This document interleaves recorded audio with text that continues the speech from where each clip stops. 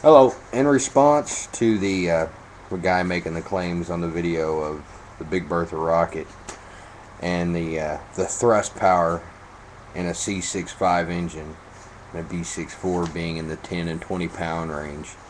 First off, thrust in model rockets is not measured in pounds; it's measured in newton seconds, and 1 newton is equivalent. 1 pound is 4.44 newtons.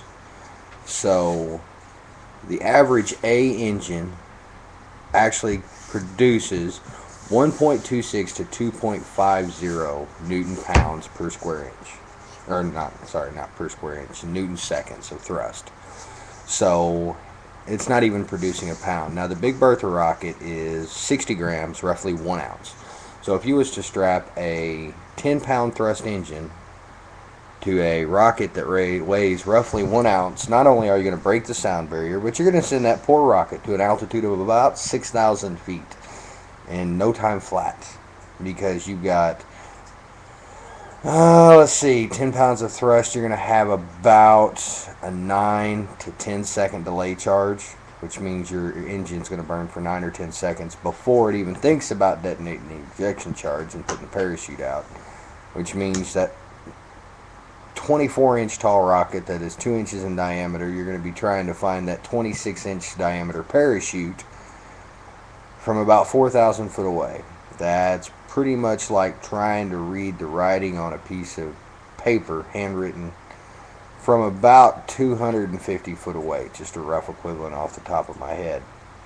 I've launched rockets ranging everywhere from 6 inches tall all the way up to 7.5 feet tall.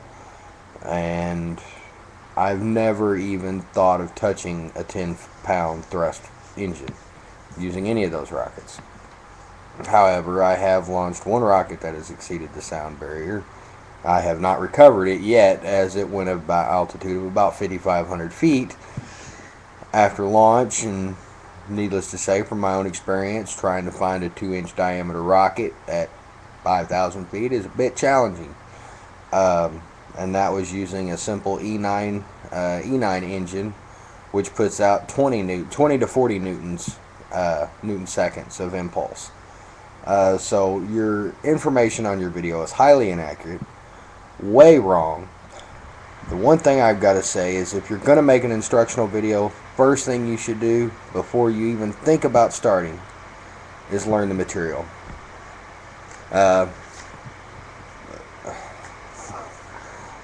Your parachute information is way off. This is correct. This little rubber band here is called a shock cord.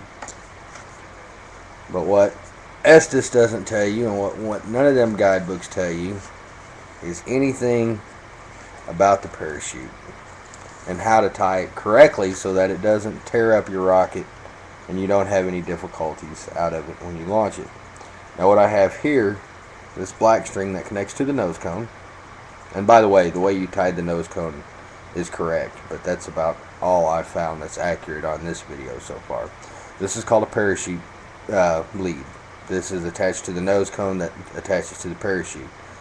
You have a rigger's knot here that, as you pull it, releases with all the pull. So that way this parachute gets clear of your rocket's body and fins, so you don't break none of them off after the ejection charge. So when your parachute ejects, it will eject about 5 to 6 feet away from the rocket itself before it even deploys. And then all this will come out, and then after all these come undone, the parachute will unroll, deploy outward. The string will pull out from the inside, like so, and your parachute will unfold and deploy.